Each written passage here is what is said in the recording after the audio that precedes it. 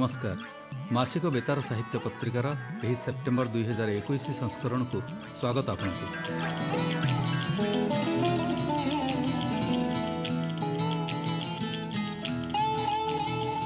एथर ए बेतार पत्रिकार स्थान पाई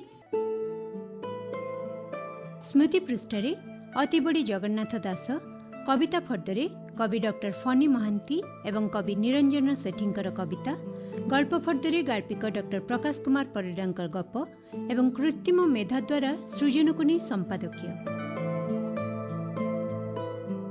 एथर संपादकीय। दिनटा मेघुआ मेघुआ थिला। आपार्टमेंट रे अनुभव करी होतला प्रचंड गुळगुळी। सोफा उपरे अलस भंगीरे बसी मिस योको अर्थहीन वीडियो गेम्स रे व्यस्त रही समय नष्ट करुथिले। से मो सह कथा हेलेनी, किंतु किछि कहि होबनी, किछि नहीं। मु एथिपे किछि भी करि परिबेनी। श्रोता बंधु, आपण भाबुथिबे संपादकीयर आरंभरू ए कहानी पढ़िला बळी धाड़ी केतुटी काहे कि ए धाड़ी केतुटी होउची कंप्यूटर द्वारा लिखित गोटे उपन्यास the day computer wrote a novel प्रथम केई धाड़ी। आम भितरु अनेक सृजन साधक हुए तो आश्चर्य प्रकट करुथिबे एभଳି एक प्रसंग शुणी। हेले श्रोता बंधु, आधुनिक वैषयिक ज्ञान कौशलर उपयोग में कृत्रिम मेधा वा आर्टिफिशियल इंटेलिजेंस द्वारा कंप्यूटर जड़े मानव औपन्यासिक भाव में लिखिछि। यही उपन्यास जापान किमागुएर कृत्रिम मेधा लेखक प्रकल्प प्रचेष्टारे। पुणी ए उपन्यासटी जापान प्रख्यात विज्ञान गल्प तथा उपन्यास लेखक सिनिचाई होशिंक नाम नामित पुरस्कार पर मनोनीत भी होइछि। कृत्रिम मेधा वा जंत्र द्वारा लिखा जाइथिबा प्रथम उपन्यास ये नुहे। रूसीय प्रजुक्ति विशेषज्ञ सहयोग में 2008 मसीह कंप्यूटर द्वारा लिखित ट्रू लव उपन्यास को पृथ्वीर प्रथम जंत्र लिखित उपन्यास बोली अनेक मान्यता दियंती। तेबे से जहाँ होना कहीं ये कहबार असल कथा है अत्याधुनिक वैषयिक ज्ञान कौशल सृजन राज्य में सृष्टि करिछि कंपन। आमर कवि लेखक औपन्यासिक एवं यही सृजन साधक माने वर्ष वर्ष धरी चिंता राज्य में मग्न रही सृष्टि करुवा साहित्य एवं खूब कम समय एवं दीर्घ कलेबर आर्टिफिशियल इंटेलिजेंस बा कृत्रिम मेधा बल कंप्यूटर लिखिपर। कल्पना, आवेग, अनुभूति एसबू भली सूक्ष्म अवबोधगुड़िक हुए तो भिन्न भाव में गल्प, उपन्यास, कविता आदि वर्णित हेबे, किंतु संगृहीत तथ्य आधारित ऐतिहासिक, विज्ञान भित्तिक तथा अनुसंधानमूलक गल्प उपन्यास पुस्तक मान खूब सुसंयोजित हो कृत्रिम मेधा द्वारा लेखा जाई परिबो। कवि सम्राट उपेन्द्र भंज किंबा विदग्ध कवि अभिमन्यु सामंत सिंहारंकर रसोत्तीर्ण रचना भली जंत्र लिखित सृजनात्मक पुस्तक गुड़िक नवरस परिपूर्ण हेब कि विवर्जित हेब से कथा एबेठु कल्पना करि न हेले भी आगामी दिन में इच्छा, आदेश, बराद मुताबक कृत्रिम मेधा सहायतार कंप्यूटर अनेक बरादी पुस्तकर स्रष्टा पलटिब ए कथा को एड़े हेबनी। एबे श्रोता बंधु, आमर स्मृति पृष्ठा एथिरे भाद्रव शुक्ल अष्टमी बा राधाष्टमी रे जन्मित भागवतकार अतिबड़ी जगन्नाथ दासंक संपर्क में संक्षिप्त उपस्थापना। उत्कलर गजपति प्रताप रुद्र देवंकर राजत्व समय आविर्भूत होइथिबा पंचसखांक मध्यरु जगन्नाथ दास अन्यतम। ओडिया भक्ति साहित्य को लोकाभिमुखी करिबारे प्रमुख भूमिका निर्वाह करिथिबा जगन्नाथ दासंकर जन्म होइथिला पुरी निकटवर्ती कपिलेश्वरपुर शासन रे। तांकर जन्म समय संपर्क में मत भिन्नता रही हैं। 1491-92 मसीह से जन्मग्रहण कर अनुमान करा जाए। शैशवरू धर्म प्रति आसक्ति तांको युवावस्था पुरी श्रीमंदिर रे बापा पुराण पंडा भगवान दासंकर वृत्ति भक्त मानकु संस्कृत पुराण पढ़ी व्याख्या शुणाइबा दायित्व आपणैबाकू प्रेरित करिथिला।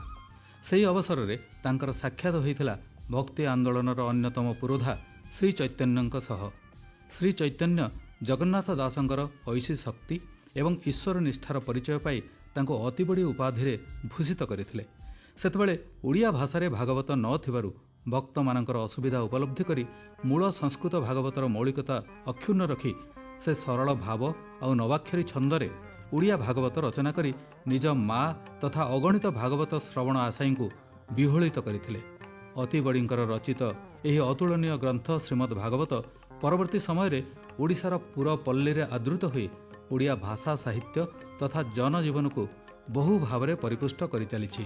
सर्वसंहारी दृष्टि मन कृष्ण चरणी अवधान जे हरि अछि अग्रे बसी चतुर भुज परकाशी पीत बसन कटी भागे बिजुली जेन्हे नील मेघे एमंत कृष्ण रूप हे जे वचन श्रमे चक्षु बुझी धारणा जोगे ध्यान करी संशय दूरी परिहरी।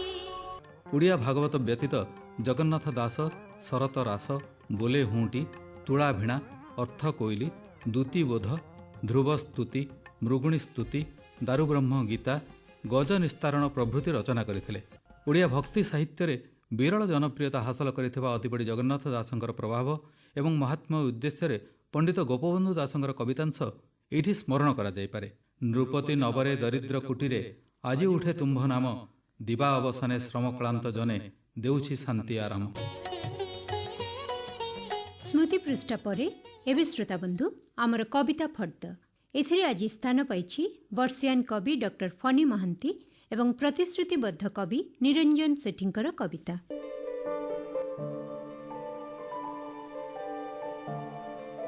ପାଞ୍ଚ ଦଶନ୍ଧିର କାବ୍ୟଯାତ୍ରାରେ ମୃଗୟା ପ୍ରିୟତମା ବିଷାଦଯୋଗ ଚିତ୍ରନାରୀ ଋତମ୍ବରା ଆଦି 25ଟି କବିତା ସଂକଳନ ମାଧ୍ୟମରେ ଓଡ଼ିଆ କାବ୍ୟ ମୋଦୀଙ୍କୁ ଆପ୍ଲୁତ କରିଥିବା ଡକ୍ଟର ଫନି ମହାନ୍ତି ଆମ ସମସାମୟିକ ଓଡ଼ିଆ କାବ୍ୟ ଜଗତରେ ଏକ ସଶ୍ରଦ୍ଧ ଉଚ୍ଚାରଣ। କେନ୍ଦ୍ର ସାହିତ୍ୟ ଏକାଡେମୀ ଦ୍ୱାରା ତାଙ୍କର କବିତା ଗ୍ରନ୍ଥ ମୃଗୟା ଏବଂ ଓଡ଼ିଶା ସାହିତ୍ୟ ଏକାଡେମୀ ଦ୍ୱାରା ତାଙ୍କର ରଚିତ ବିଷାଦ ଯୋଗକୁ ପୁରସ୍କୃତ କରାଯିବା ତାଙ୍କ ରଚନା ସାମର୍ଥ୍ୟର ପ୍ରତିଫଳନ। ରାଜ୍ୟର ବହୁ ପ୍ରତିଷ୍ଠିତ ସାହିତ୍ୟ ଅନୁଷ୍ଠାନ ଦ୍ୱାରା ତାଙ୍କ ସାରସ୍ୱତ ସାଧନା ପାଇଁ ପୁରସ୍କୃତ ଏବଂ ସମ୍ବର୍ଦ୍ଧିତ ଡକ୍ଟର ଫନି ମହାନ୍ତିଙ୍କର କେତେକ କବିତା ଗ୍ରନ୍ଥ ବି ଇଂରାଜୀ ହିନ୍ଦୀ ବଙ୍ଗଳା ସଂସ୍କୃତ ଏବଂ ସାନ୍ତାଳୀ ଭାଷାରେ ଅନୁଦିତ ଆଉ ପ୍ରକାଶିତ। ଏବେ ବି ମୋହକ ଶବ୍ଦ ଆଉ ଭାବରେ ଡକ୍ଟର ମହାନ୍ତିଙ୍କର କବିତା ମୁଗ୍ଧ କରେ ଶ୍ରୋତାଙ୍କୁ ପାଠକଙ୍କୁ। ଅଗଣନ ସମଧର୍ମା ଦେଶପ୍ରେମୀଙ୍କର ତ୍ୟାଗ ତିତିକ୍ଷାରେ ନୂଆ ସୀମାରେଖା ଲାଭ କରିଥିବା ଭାରତବର୍ଷର ବର୍ତ୍ତମାନକୁ ଦେଖି ବିଷାଦଗ୍ରସ୍ତ ହୋଇପଡ଼ିଥିବା ଜଣେ ମୁକ୍ତି ସଂଗ୍ରାମୀଙ୍କର ଭାବନାକୁ ଖୁବ୍ ସୁନ୍ଦର ଭାବରେ ଆଙ୍କିଛନ୍ତି କବି ଡକ୍ଟର ଫନି ମହାନ୍ତି ତାଙ୍କ କବିତା ବାଟ ପାଉନଥିବା ବୁଢ଼ାରେ। ସ୍ୱପ୍ନରେ ସ୍ୱପ୍ନରେ ସାରା ବିଶ୍ୱ ଘୂରି ଘୂରି କେତେ ଆଉ ଖୋଜୁଥିବ ବାଟ ପରି ବାଟଟିଏ ଯାହାର ସଠିକ୍ ଠିକଣା ତମକୁ ଭୁଲରେ ହେଲେ ବି ଜଣା ନଥିବ। ତମେ ତ ମୂକ ସାକ୍ଷୀ ନାହିଁ ନଥିବା ଭାବ ଅଭାବର ଆରୋହ ଅବରୋହର ଜୟ ପରାଜୟର ବିରଳ ଦୃଶ୍ୟର। ତମେ ତ ମୂକ ସାକ୍ଷୀ ଖାଲ କ୍ଷମା ଉଠାଣି ଗଡ଼ାଣି ମୋଡ଼ ବୁଲାଣିର। ତମେ ହିଁ ସାକ୍ଷୀ ପୁରୁଷ ଅଧା ଗଢ଼ା ଅଧା ଭଙ୍ଗା ଐତିହ୍ୟ ସମ୍ପନ୍ନ ଏକ ପ୍ରାଚୀନ ଦେଶର।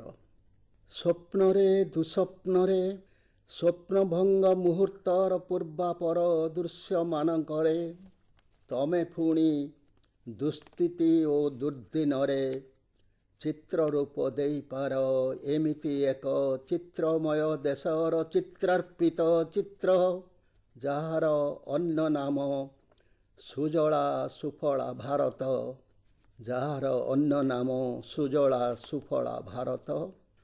ଭାରତବର୍ଷ ଆମ ଜରାଜୀର୍ଣ୍ଣ ଭୂଗୋଳ ଗ୍ରନ୍ଥର ଛବିଳ ପୃଷ୍ଠାରେ ସବୁଜ ଶ୍ୟାମଳ ଗୋଟେ ରଙ୍ଗାରଙ୍ଗ ଅନୁପମ ଦେଶ। ଭାରତବର୍ଷ ପ୍ରେମ ମୈତ୍ରୀ ଦୟା କ୍ଷମା କରୁଣାର ଈର୍ଷା ଘୃଣା ଅସୂୟାର ଶଠତା ଓ ଛଳନାର ଛମ୍ ଛମ୍ ମହିମମୟ ମହାନ ଦେଶ ପରି ଗୋଟେ ଦେଶ। ଦୃଶ୍ୟ ଦୃଶ୍ୟାନ୍ତରରେ କେଉଁ ଅଜ୍ଞାତ ଗ୍ରହ କି ନକ୍ଷତ୍ର ଲୋକର ନିଭୃତ ନୀଳଏ ତମର ନିବାସ। ମନ୍ତ୍ର ପାଠରେ ସାମଗାନରେ ସଞ୍ଜୀବିଷାରେ ବିହୋଳ ବିଭୋର ବିନିଦ୍ର ରଜନୀରେ ତମେ ମସ୍ତ ମସ୍ତ ବୈରାଗୀ ଭ୍ରମର ପରି ପଡ଼ି ଉଠି ଉଡ଼ି ଉଡ଼ି ବୁଲ। ତମେ ପୁଣି ଦେଶରୁ ଦେଶ ବିଦେଶ ଓ ମହାଦେଶ ଦେଶରୁ ଦେଶ ବିଦେଶ ଓ ମହାଦେଶ। ଅଧା ଉଜୁଡ଼ା କ୍ଷେତର ହେ ହା ହୁତାଶିଆ ମାଲିକ କୁଆଡ଼େ ଗଲା ତମ ସ୍ୱପ୍ନ ଓ କଳ୍ପଲୋକର ଶାଶ୍ୱତ ନିଧୁବନ। ସ୍ମୃତି ଓ ବିସ୍ମୃତିର ଅସ୍ପଷ୍ଟ ଚିତ୍ରପଟ କୁଆଡ଼େ ଗଲା ତମ ହିତ ଉପଦେଶ। ଯୋଗୀଥାଳ କର୍ମ ସନ୍ନ୍ୟାସର ଭାଗ ଶେଷ। ସାରା ଜୀବନ କାଳ ସାରା ମରଣ କାଳ ମୂକ ଦର୍ଶକ ସାଜି ମୌନୀ ଋଷି ପରି ଦୃଶ୍ୟ ପରେ ଖାଲି ଦୃଶ୍ୟ ଦେଖୁଥିବ। ନା ଆତୁର ଆର୍ତ୍ତିଟି ଭଳି ଅଜ୍ଞାତ ବାସରେ ନୀରବତାର 108 ମାଳା ଜପୁଥିବ। ନା ଜାମା ଯୋଡ଼ ପିନ୍ଧି ପାଳଭୂତ ବେଶେ ଉଜୋଡ଼ା କ୍ଷେତକୁ ତମର ବାଡ଼ି ଖଣ୍ଡେ ଧରି ଚିରକାଳ ଜଗି ବସିଥିବ। ତମ ଦେଶ କଳ୍ପ କଳ୍ପାନ୍ତର ପାଇଁ ଦେଶ ପରି ଏକ ଅଲୌକିକ ଅନୁପମ ଦେଶ।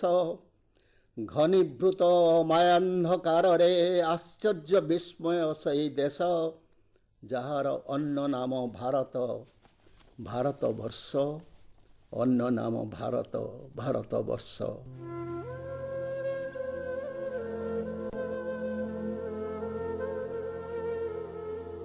ଅଭାବ ଅସଙ୍ଗତି ଜୟ ପରାଜୟର ଉଠାଣି ଗଡ଼ାଣିରେ ସାକ୍ଷୀ ଥିବା ସଂଗ୍ରାମୀଙ୍କ ଏବେର ଅଜ୍ଞାତବାସରେ ଉଜୁଡ଼ିଥିବା ଅନନ୍ୟ ଦେଶର ବାଟ ପାଉନଥିବାର କୋହକୁ ଅଣ୍ଟିରେ ଧରି କବି ଡକ୍ଟର ଫନୀ ମହାନ୍ତି ତାଙ୍କ ଦ୍ୱିତୀୟ କବିତା କଥା ନଥିଲାରେ ଆଶ୍ୱାସନାର ଶବ୍ଦ ଶୁଣାନ୍ତି। ସୁର ଦିଆଯାଇନଥିବା ଶେଷ ଗୀତଟିକୁ ସୁଲଳିତ କଣ୍ଠରେ ବୋଲିବା ଯାଏ ଥୟ ଧରିବା ପାଇଁ, ଆକାଶକୁ ହାତ ମୁଠାରେ ରଖିବାର ସ୍ତୋତ୍ର ପାଠ ଯାଏ ଅପେକ୍ଷା କରିବା ପାଇଁ। ତାଙ୍କର ଦ୍ୱିତୀୟ କବିତା କଥା ନଥିଲା। ଆକାଶକୁ ହାତ ମୁଠାରେ ରଖିବା ପାଇଁ ସିଡ଼ିରେ, ରେଶମୀ ସିଡ଼ିର ସବା ଶେଷ ଫଳିରେ ପାଦ ରଖୁ ନ ରଖୁଣୁ ଜ୍ୱଳନ୍ତ ଉଲ୍କା ପିଣ୍ଡ ପରି ମୁଁ ଯେ ଖସି ପଡ଼ି ମଧ୍ୟ ସ୍ୱର୍ଗରେ ନିଶ୍ଚିହ୍ନ ହୋଇଯିବି କାହା ଖର ନିଶ୍ୱାସରେ। ଏମିତି କିଛି କଥା ନଥିଲା, ଏମିତି କିଛି କଥା ନଥିଲା। କହିପାରି ନଥିବା ଗୋପନତମ କଥା, ସହି ପାରି ନଥିବା ଅବ୍ୟକ୍ତ ଯନ୍ତ୍ରଣାକୁ ମୋତେ ରୂପ ଦେବାକୁ ହେବ ଭଙ୍ଗା ଗଢ଼ା ଶବ୍ଦମାଳାରେ। ଏମିତି କିଛି ତ କଥା ନଥିଲା, କଥା ନଥିଲା, ସର୍ତ୍ତ ନଥିଲା, କଥା ହିଁ ନଥିଲା। ବାଟ ନ ସରୁଣୁ, ଯାତ୍ରା ନ ସରୁଣୁ, ଅଧାରୁ ଅଧ ବାଟରେ, ବାଟରେ କି ଅବାଟ ବାଟରେ ପାଦ ବଢ଼ଉ ବଢ଼ଉ ସବୁ କିଛି ଭୁଲ ଭାଲ ହୋଇଗଲା, ସବୁ କିଛି ଭୁଲ ହୋଇଗଲା। ଠିକ୍ ଯେମିତି ଦୂର ଆକାଶର ଭାସମାନ ମାଳମାଳ ବନ୍ଧ୍ୟା ମେଘ ବର୍ଷିବ ବର୍ଷିବ ହୋଇ ବର୍ଷି ନପାରି ଫସର ଫାଟିଗଲା। ନାଉ ତୁମ୍ବାଟିଏ ହାତେ ଧରି ବାକି ଜୀବନ କାଳ ଯୋଗୀ ବେଶେ ଘରୁ ବାହାର, ବାହାରୁ ପୁଣି ଘର, ବ୍ୟର୍ଥରେ ଘୂରିବା ହିଁ ଶେଷକୁ ମୋର ସାର ହେଲା, ଶେଷକୁ ମୋର ସାର ହେଲା। କିନ୍ତୁ ଏମିତି କିଛି କଣ୍ଠ ବି ନଥିଲା, ସୁର ଦିଆଯାଇ ନଥିବା ସବାଶେଷ ଗୀତଟି ମୋର ଏଯାଏଁ ବୋଲା ହୋଇନି କେଉଁ ମାୟା ନାରୀର ସୁଲଳିତ କଣ୍ଠରେ। ପ୍ରଥମ ପ୍ରେମର ପ୍ରଥମ ଶିହରଣ ବିସ୍ମରଣ ହୋଇନି ଜୀବନ ଯଜ୍ଞର ଡହକ ନର୍କରେ। ସ୍ପର୍ଶର ଲାଳିତ୍ୟ, ବିରହର ଜ୍ୱଳନ, ଦେହର ଦୋହା ଅମ୍ଳାନ ରହିଛି ପରାର୍ଥ ପରାର୍ଥ ବିତିଯିବା ପରେ ବି ପ୍ରାଚୀନ କୀର୍ତ୍ତିରାଜିରେ। ହେ ମୋର ଅନ୍ତହୀନ ନୀଳ ନିର୍ବାତ ନିର୍ମମ କାଳ, ହେ ମୋର ଅଭିଶପ୍ତ ବିନିଦ୍ର ବିହୋଳ କ୍ଳାନ୍ତ ରଜନୀ, ହେ ମୋର ଅଖଣ୍ଡ ନୀରବତାର ଅସମାପ୍ତ ସ୍ତୋତ୍ର ପାଠ, ହେ ମୋର ଅସହ୍ୟ ଯନ୍ତ୍ରଣାର ସୀମାହୀନ ଦିଗ୍ଦିଗନ୍ତ, ହେ ମୋର ନିପାରିଲା ପଣର ଅକର୍ମଶୀଳା। ଧୈର୍ଯ୍ୟ ଧର, ଧୈର୍ଯ୍ୟ ଧର ଅପେକ୍ଷିତ ଆତ୍ମା ମୋର, ଦଶ ଦିଗପାଳ ପିତା ପ୍ରପିତା ମହ ଓ ଅଭିମାନିନୀ ଆଦରଣୀ ମୋନା ମୋର। ଘନ ଅରଣ୍ୟର ପୂଜା ଯୋଗିନୀ ଓ ଐତିହାସିକ ନୀରବତାର ଠିଆ ଉଭା ଠାକୁରାଣୀ ମୋର। ଉତ୍ତାଳ ଉର୍ମିମାଳାରେ ମୁଁ ଏବେ ଖଣ୍ଡେ ପରିତ୍ୟକ୍ତ ଭାସମାନ ବଟପତ୍ର। ଭରା ନଈ ମଝିରେ ନାଉରି ନଥିବା ଗୋଟେ ଟଳମଟଳ ଫଟା ତୁଟା ଦଦରା ନାଆ। ମୁଁ ଫେରି ଆସିବା ଯାଏଁ ଧୈର୍ଯ୍ୟ ଧର, ଅପେକ୍ଷା କର। କିନ୍ତୁ ଏମିତି କିଛି କଥା ନଥିଲା, ସର୍ତ୍ତ ନଥିଲା, କଣ୍ଠ ବି ନଥିଲା। କଥା ନଥିଲା, ସର୍ତ୍ତ ନଥିଲା, କଣ୍ଠ ବି ନଥିଲା।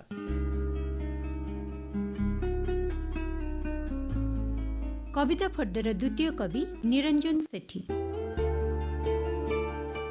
ସମ୍ପ୍ରତି ଓଡ଼ିଶା ସରକାରଙ୍କର ସୂଚନା ଏବଂ ଲୋକ ସମ୍ପର୍କ ବିଭାଗରେ କାର୍ଯ୍ୟରତ କବି ନିରଞ୍ଜନ ସେଠୀଙ୍କର ଅନୁପମ ଶବ୍ଦ ବିନ୍ୟାସ ତାଙ୍କୁ ମୁକ୍ତ ଛନ୍ଦ କବିତା ଅପେକ୍ଷା ଅଧିକତର ଛନ୍ଦ କବିତା ଏବଂ ଗୀତି କବିତା ସୃଜନରେ ଦକ୍ଷତା ପ୍ରଦାନ କରିଛି। ସକାଳ ମଧ୍ୟାହ୍ନ ଅପରାହ୍ନ, ଶୂନ୍ୟ ମୋହ, ତମେ କି ବୁଝିବ ପ୍ରିୟେ, ପ୍ରୀତି ନୀଡ଼, ଗୀତରେ ଗୀତରେ ସାଇ ସତ୍ସରିତ କବିତା ସଂକଳନ ସହ ଶ୍ରୀ ସେଠୀଙ୍କର ରହିଛି ଏକ ସାମାଜିକ ଉପନ୍ୟାସ ମାଟିର ମାନଚିତ୍ର। ରାଜ୍ୟର ବିଭିନ୍ନ ଅନୁଷ୍ଠାନରୁ ମର୍ଯ୍ୟାଦାଜନକ ପୁରସ୍କାର ତଥା ସମ୍ବର୍ଦ୍ଧନା ଲାଭ କରିଥିବା ଶ୍ରୀ ସେଠୀ ତାଙ୍କର ପୁଣ୍ୟ ବ୍ରହ୍ମ ଆଧ୍ୟାତ୍ମିକ ସଙ୍ଗୀତ ଏବଂ ସ୍ମୃତି ନୀଡ଼ ଆଧୁନିକ ସଙ୍ଗୀତ ପାଇଁ ସଙ୍ଗୀତ ପ୍ରେମୀଙ୍କ ମହଲରେ ବେଶ୍ ଲୋକପ୍ରିୟ।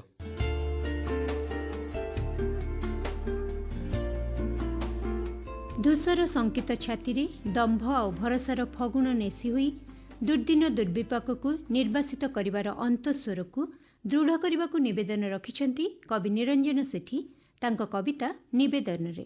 ମୁଁ ହାତେଇ ସାରିଛି 60 ଫଗୁଣର ଯୁଡ଼ା, କୋଇଲିର ମଧୁର ପେଁକାଳି ସୁର, ଅନ୍ତର୍ବର୍ଷ ଫୁଲ ବଗିଚାର, ଦୟା ନଦୀର ରକ୍ତଭିଜା ଛାତି, ଧର୍ମାଶୋକର ଧଉଳି, ପ୍ରଚଣ୍ଡ ପ୍ରହାରରେ ପରାହତ ଅହମିକାର ଶୌର୍ଯ୍ୟ ବୀର୍ଯ୍ୟ, ଶାନ୍ତ ତ୍ୟାଗୀ ବପୁଳ ବପୁ, ଢାଲ ଖର୍ପର ଖଣ୍ଡା ବସ୍ତ୍ରା, ଏମିତି କେତେ କ'ଣ ନରହନ୍ତା ଆଭୂଷଣ ଆଉ ଉତ୍ଥାନ ପତନର ଅଚଳାଚଳ ସୌଧ।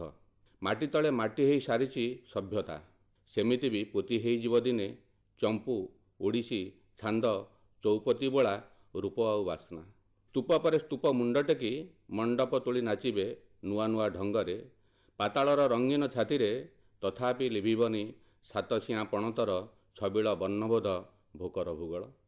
ହୋହାଲା ଭିତରେ ସମୟ ଗଡ଼ିଯିବ ଚୁପ୍ କିନା, ଦୁର୍ବିପାକ ଦାନା ବାନ୍ଧୁଥିବ ଅଲକ୍ଷ୍ୟରେ, ଅନ୍ତରରୁ ଶୁଭୁଥିବ ଅମରାବତୀର ଅନ୍ତଃସ୍ୱର, କାନ୍ଥରୁ ଖସି ପଡ଼ୁଥିବ ଷଠିଘର କଉଡ଼ି, କଙ୍କାଳର ଅବିକଳ ଛବି ଦିଶୁଥିବ ପଳଖା ଛଡ଼ା ଝାଟିମାଡ଼ି କାନ୍ଥରେ। ଏଣୁ ହେ ସଞ୍ଚିତ ଦୁର୍ବାଦଳ ପ୍ରେମ, ଏଣୁ ହେ ସଞ୍ଚିତ ଦୁର୍ବାଦଳ ପ୍ରେମ, ତମେ ବିଞ୍ଚି ହେଇଯାଅ ମହାର୍ଘ ବୁକୁରେ, ଫଟାପାଦ ଆଉଁସି ଦେଉ ଘାସ, କାକର ଶୀତଳ କରୁ ତାତି, ଫୁଟା ଚାଳର ନିଆଁ ନିର୍ବାପିତ ହେଉ, ନିର୍ବାସନ ବରି ନେଉ ଭୋକର ଜହ୍ଲାଦ, ପବନର କାନି ଧରି ସମୟ ନିଗିଡ଼ି ଯାଉ ପଛେ ଧୂସର ବାଲିରେ, ଶଙ୍କିତ ଛାତିରେ ଭରି ଯାଉ ଫଗୁଣ, ନିଗିଡ଼ି ଯାଉ ପଛେ ଧୂସର ବାଲିରେ, ଶଙ୍କିତ ଛାତିରେ ଭରି ଯାଉ ଫଗୁଣ। ଏଥର ଶ୍ରୋତାବନ୍ଧୁ, ଆମ ଏ ବେତାର ପତ୍ରିକାର ପ୍ରମୁଖ ଆକର୍ଷଣ ଗଳ୍ପ ଫର୍ଦ୍ଦ।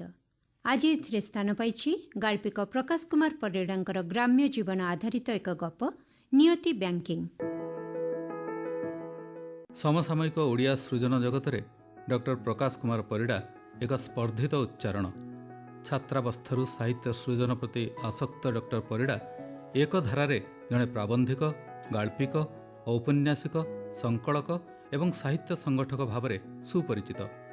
ଓଡ଼ିଆ କ୍ଷୁଦ୍ର ଗଳ୍ପ ଉପରେ ଗବେଷଣା କରି PhD ଲାଭ କରିଥିବା ଶ୍ରୀ ପରିଡ଼ାଙ୍କର 9ଟି ଗଳ୍ପ ସଂକଳନ, 6ଟି ଉପନ୍ୟାସ, 8ଟି ସମାଲୋଚନା ଗ୍ରନ୍ଥ, 3ଟି ପ୍ରବନ୍ଧ ସଂଗ୍ରହ, ଗୋଟିଏ କବିତା ସଂକଳନ, ଆତ୍ମଜୀବନୀ ଏବଂ ଗୋଟିଏ ଅନୁବାଦ ପୁସ୍ତକ ଥିଲାବେଳେ ଗୋପୀନାଥ ମହାନ୍ତି, ସୁରେନ୍ଦ୍ର ମହାନ୍ତି, ବାମାଚରଣ ମିତ୍ର ଏବଂ ଡକ୍ଟର ରତ୍ନାକର ଚୈନୀଙ୍କ ସୃଷ୍ଟି ସମ୍ଭାରକୁ ନେଇ ରହିଛି ତାଙ୍କର 7ଗୋଟି ସମ୍ପାଦିତ ସଂକଳନ।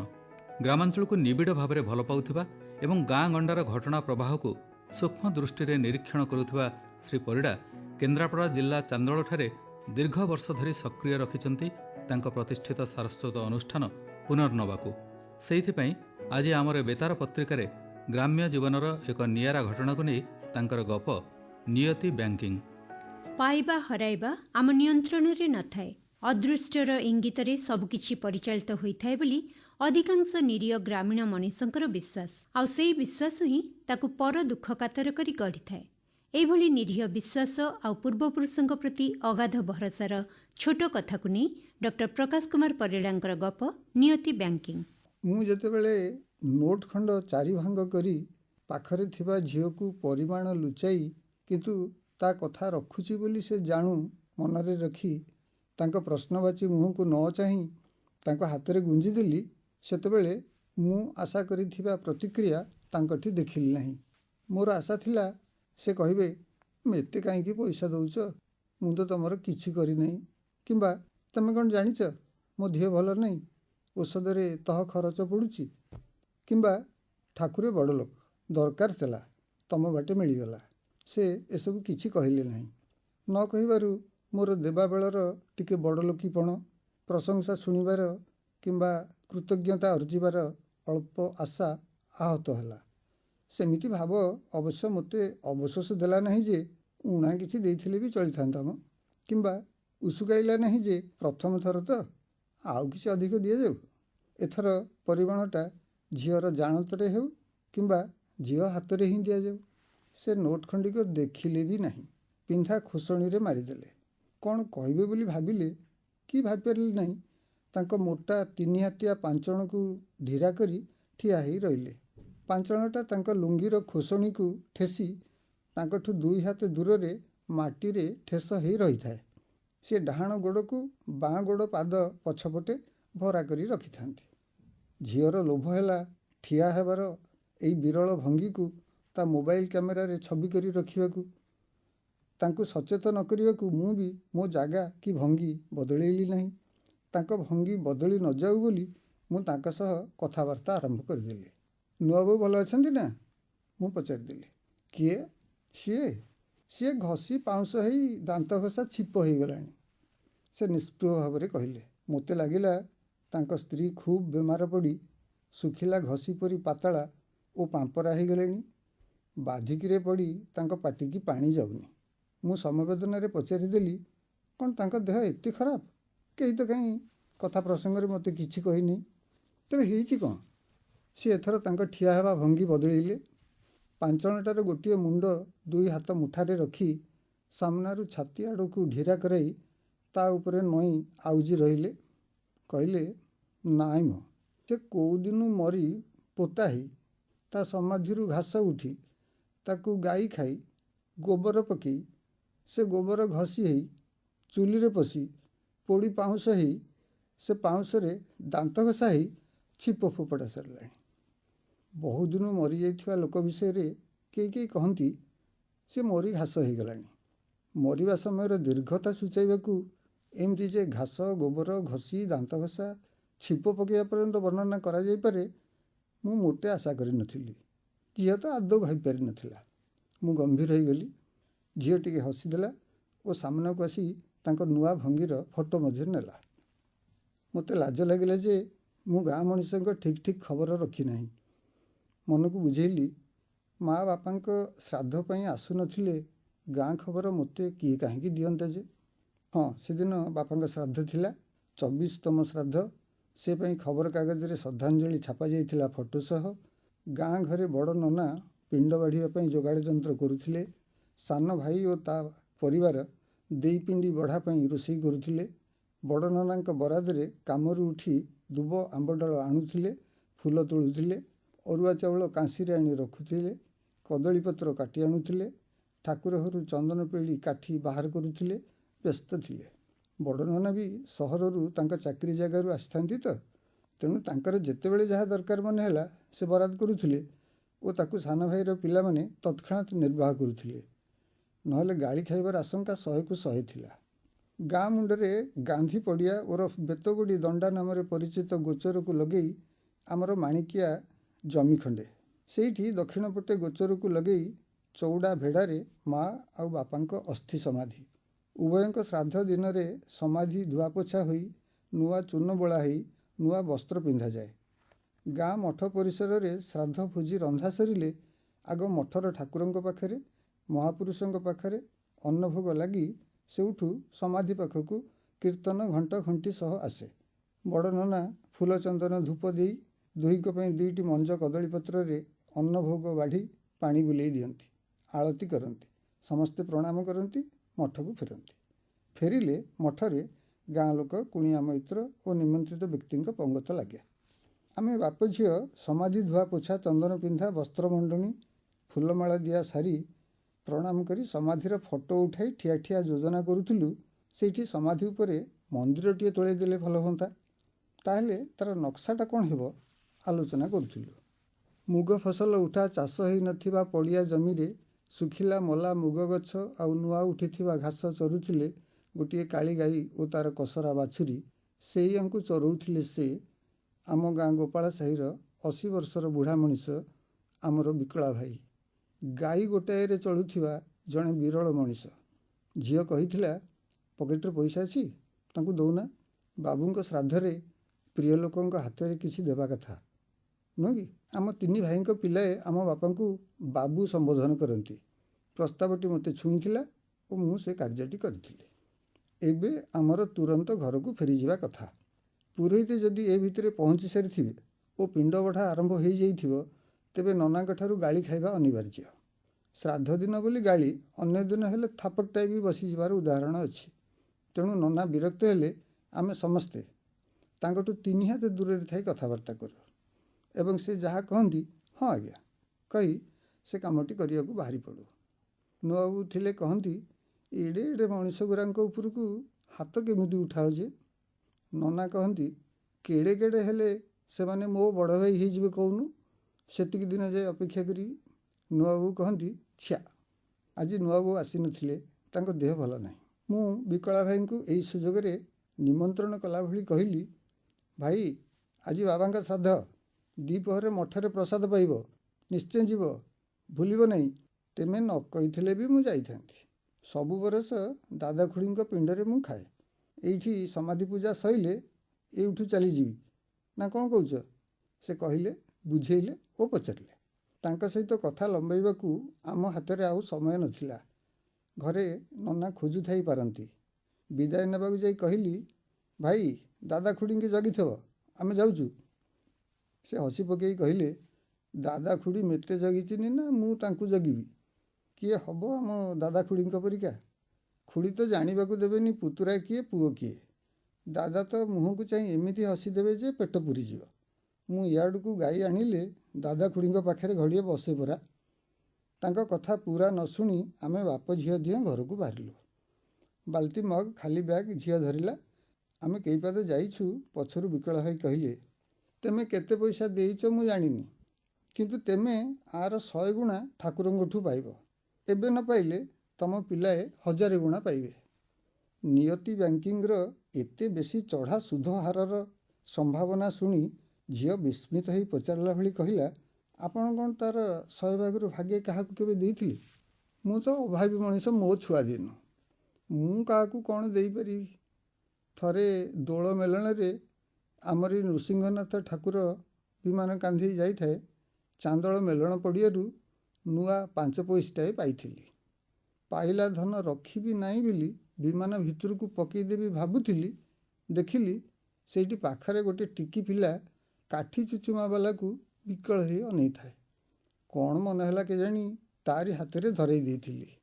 କେତେ ଖୁସି ହେଇଥିଲା ପିଲାଟା, ମୋ ଜାଣିବାରେ ସେଇ ଥରକ।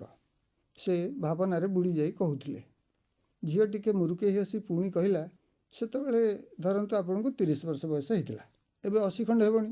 ଆପଣଙ୍କ ନିୟତି ବ୍ୟାଙ୍କ 50 ବର୍ଷରେ 5 ପଇସାକୁ 10 ଟଙ୍କା କଲା ନା କେତେ? ଏବେ ସେ ଖୋସଣି ଫିଟାଇ ଦେଖିଲେ। ନୋଟଟି 100 ଟଙ୍କିଆ ଥିଲା। ଖୁସିରେ ତାଙ୍କ ଆଖି ମୁହଁ ଉଜ୍ଜ୍ୱଳି ଉଠିଥିଲା। ସେ ବାପା ମାଆଙ୍କ ସମାଧି ଆଡ଼କୁ ଚାହିଁ କହିଲେ, ନାଇଁଲୋ ଝୁଅ, ଦାଦା ଖୁଡ଼ୀଙ୍କ ବ୍ୟାଙ୍କରୁ ଆହୁରି ବେଶୀ ମିଳେ କି କ'ଣ? ମୋ ଦେଇ ହିସାବ ପଉଟୁନି। ଭାବପ୍ରବଣ ହେଲେ ନାକ ସୁଁ ସୁଁ କରି ପକାଉଥିବା ମୋ ଝିଅ ତା ଓଢ଼ଣୀରେ ମୁହଁ ପୋଛିବାର ବାହାନା କଲା ଓ ସେ ଦୃଶ୍ୟ ମୁଁ ଦେଖିଦେଲି କି ଅନ୍ଦାଜ କରିବାକୁ ମୋ ମୁହଁକୁ ଚାହିଁଦେଲା। ତେବେ ଶ୍ରୋତାବନ୍ଧୁ, ଏ ମାସର ବେତାର ସାହିତ୍ୟ ପତ୍ରିକାକୁ ଏଇଠି ଶେଷ କଲାବେଳେ ଅନୁରୋଧ ରହିଲା, ଆମ ଏ କାର୍ଯ୍ୟକ୍ରମ ସମ୍ପର୍କରେ ମତାମତ ଦେବେ ଏବଂ ପ୍ରତି ମାସର ତୃତୀୟ ମଙ୍ଗଳବାର ଏହି ସମୟକୁ ନିଶ୍ଚୟ ଅପେକ୍ଷା ରଖିବେ। ଆଉ ଆମକୁ ଲେଖିବାର ଠିକଣା ସାହିତ୍ୟ ସଂସଦ, ଆକାଶବାଣୀ କଟକ 753001। ଆମର ଇମେଲ୍ ଆଇଡି airkatak@gmail.com।